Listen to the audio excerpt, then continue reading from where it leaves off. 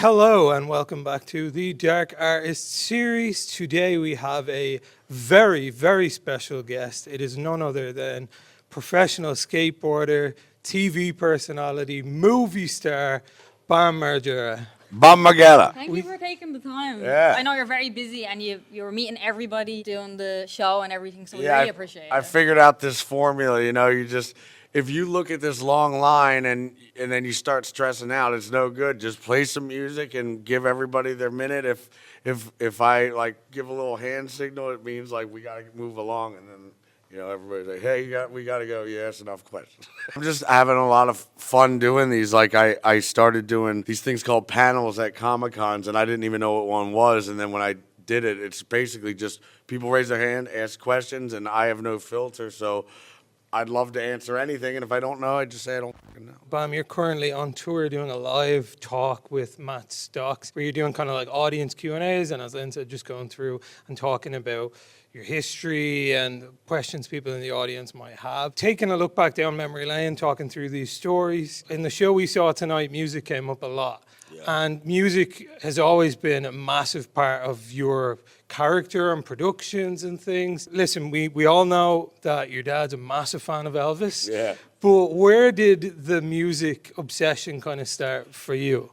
Well, I was listening to Prince, and I just liked his, purple outfit, and he just looked rad. And, that's kind of what started it. And then I had the red Michael Jackson outfit, of course. But, that's all I really knew of. And then as soon as I saw Def Leppard and Rat on MTV, I was like, this shit is the shit. So then I was like totally in the glam. From there, I like Quiet Riot, Van Halen, all that. And then once CKY got signed with Island Records, then I started really getting into music and a lot more like heavier shit like Amorphous and In Flames. Then when I found out about him, it was like the perfect rock band that I was looking for. They had the right frequency, they had the right sound, and the right front man. And it was just, from there, it just spiderwebbed. I met so many different bands from Finland that, nobody knows about in America. And I'm like, this is bullshit. You go to fucking America and you're listening to this hee-haw head shit, and you come to Finland and this is the real deal. Like, you got the band Negative with Yanni Aaron, 69 Eyes, Jussi and Jorki, Children of Bodom. Then you can move over to Sweden with Amana Marth and The Sounds, Sahara Hot Nights, International Noise Conspiracy, Refused. Then you go over to Norway, you got Turbo Negro and Mortis and every black metal band you can think of, Dark Funeral. Let's go, Bam Margera. How were you finding all these bands? Like I've heard the story of how you were like flipping through a magazine and that's when you saw him. Yeah. But was that always the case? Did you always just kind of find these naturally, or were you seeking out Well, music? when I'm doing a movie like CKY, I have to find the perfect song. I'm not going to give any half-ass shit and settle for nothing. So I would go to a record store and I would buy anything that looked remotely usable for the movie. And sometimes I would put in track one. If the singer sucks already, I throw it out the window. If the quality sounds like trash with diarrhea in it, I throw it out the window. So I just buy all kinds of random CDs. Don't even know who they are, but if the cover looks like it might be a bit deathy, like mostly Scandinavian bands, I would just buy it. And that's how I find out a lot about some things, yeah. That's amazing. And you were kind of notorious for, if you wanted something, then you wanted it. You made sure that you were, if this was the song, then this was the song that you absolutely wanted. What's kind of your favorite piece of music that you paired with a video, for like a skate video or maybe for CKY? I really like how the Bam Margera song started off with CKY3. And this band Believer from, believe it or not, Pennsylvania, right near me, from Reading. It was the first time in, late 90s that I heard Believer Dimensions album, and it's classical music with violins and shit with double bass death metal distortion. And I was like, this is what the I'm talking about. That good gothic metal shit. Yeah. I like bands like Bloodhound Gang as well, because, you know, sometimes it doesn't have to be all serious all the time. I always like that about you as well, because right now, like in the goth scene, we're kind of dealing with people saying, if you're goth, like you can't listen to anything else, you can only listen to goth. And then we had the Him versus Bam DVD, and you're singing like Madonna and 50 Cent and like, and I was like, yes, because at the time I was listening to a lot of rap. The best part about rap is that, like you listen to Moneybag Yo, that shit is brilliant. He's got so much slang that I've never even heard of, and the beat is dope. And if you're a rapper, if the beat is dope, then you're automatically dope. I already want to listen to it. So you could basically just talk about nothing. And the benefit of rap, you could have a hit song talking about your new fresh pair of Nikes. When it comes to fucking doomy death metal, you are writing for days, singing your heart out, and then, you know, rap just coming, yeah, I got a fresh pair of Nikes and I got my Crazy Fly Gold, Crazy Fly Gumby Gold, roll up to the club, champagne rain. It's all the same, but it's catchy. Is that why? Because when we were like, oh, Bam's gonna make music, everybody kind of expected, I think, some doom and gloom, and you came out with like more like on the rap side of music. I really want to do this song. It's kind of about the rules about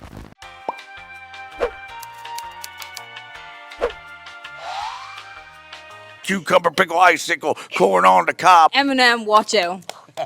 It's amazing. We can't wait to hear it. Nothing will ever be. I have it in my head. I just need to find the proper beat. We know you can do it. It's really frustrating when, you know, a band is so excited about doing a song that they want to play it to me so bad. They're like, so dude, I'm going to play it. We just got out of the studio. There has no bass in there or keyboard. And then I don't want to hear it. No, but you can see the potential. I don't want to hear it. I want to hear it mixed because I don't have time to picture what the keyboard sounds like. Put it in it and then play it. That's another thing. I know you give a lot of bands chances and help them with Cleopatra Records and stuff like that. I always kind of thought you'll end up doing like some sort of management and stuff, but in a way, like you are just like helping bands. Well, that's the issue. I stopped doing music videos because if you're not Kings of Leon, then you're not going to have $100,000 budget to do a video, and I don't want to waste my time doing some half-ass thing. Because if you do a music video of a song that is epic, say like the Muse song Starlight, that music video has to be so powerful. If you have a $5,000 budget, you're gonna ruin the song by your shit video. When I hear a song that I really love, I'm almost too scared to watch the music video because I don't want to be disappointed because I have the music video in my head, and when I see it's such a low budget piece of shit, it ruins the song for me. I still just watch over the old ones. Like I still watch like Him and Bam. They don't really do it like that anymore. I don't. Well, and everybody puts their iPhones on shuffle. No one listens to an album from front and back anymore. I actually drove my Escalade to Florida, which is an older car, and there is no plugs for that. So I was forced to find a CD store. Luckily, I found one that had crazy shit like Korpiklani and, you know, Icelandic death folk metal and all this shit. So I bought $600 worth of CDs to listen to, and it's so fun listening to it from front and back because no one does that no more.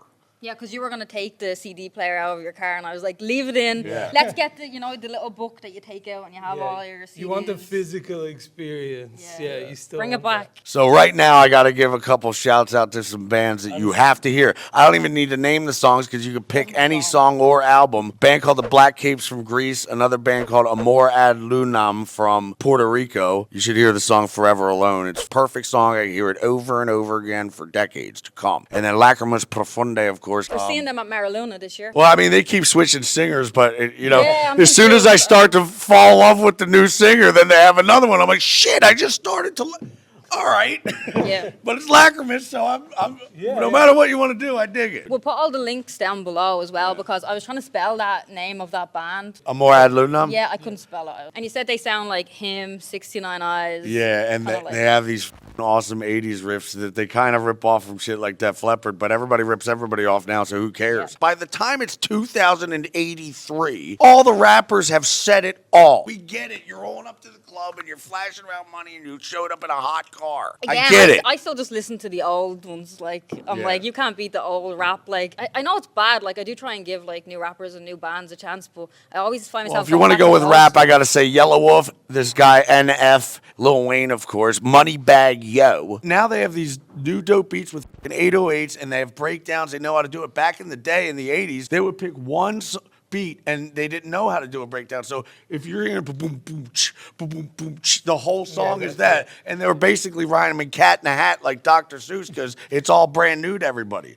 Yeah. So if Yellow Wolf would have came from the future and it would have made everybody's head pop, they'd be like, what the is this? You know, Eminem type shit, rapping all fast. Back then, it's like, yeah, hanging in the club with my homeboy, da-da-da, all slow so I can think about the next word that rhymes bake with cake. And as well, people are like, oh, you know, they're stealing from this artist and this artist. But at the end of the day, they actually stole from like old songs like before. Yeah. Like in the rap, like they have like. Oh, I don't yeah. know more about this. Well, Makes music, you take but- Pharrell Williams, he had a big-ass hit-ass song, Cause I'm Happy, Yeah. if you do. He never thought in a million years that people would find out that he found some cassette tape from the 40s of some guy in Mississippi tapping his foot to a song he created. So come along, if you will, like a room without a roof. Yeah. So somebody tracked down that cassette tape that he thought he only had and claimed the rights for. I don't know, but he got sued. He had to pay a couple mil. And then you got Puff Daddy, who's like, yeah, that's why I got a #1 hit song. Well, no shit, Sherlock. You used a Led Zeppelin riff. It's been a #1 already for decades. People who always say like, oh, this is just like a copy of this or this. It's like, listen, everybody's been stealing everything Hell yeah. since we started making music. The first person to make music was original. Everyone after that. Well, one of the best bands out there right now is Ghost. And Right. if you listen to the Ghost song Ritual, which is my favorite, the riff is Megadeth, Symphony of Destruction. Symphony of It's the Destruction. same riff. It's just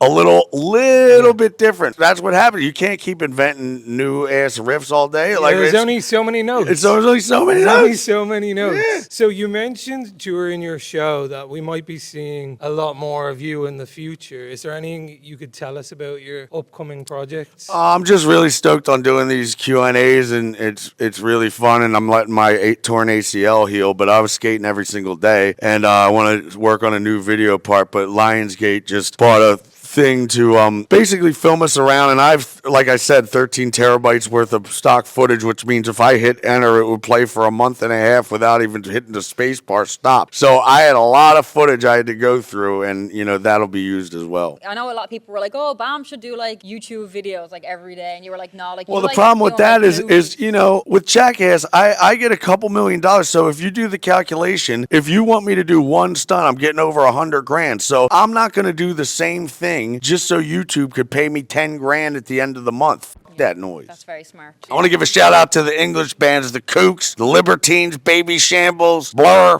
Shout out- Cradle of Filth. I forgot Danny, the best. Danny, if you're seeing this, Yeah. listen, we're He was the best available. band at my wedding. We're I got him available tattooed right anytime. here. Telling me I look like Danny. They're like, are you related? And I'm like, no. He has such an Sometimes I do the iconic same look, and his music Yeah. videos are so good. Yeah, he's got some great ass ideas. As soon as I'm like, man, he's got a new album. All right, I'll listen to it. Holy shit, he does it again. AFI, Davey Havoc.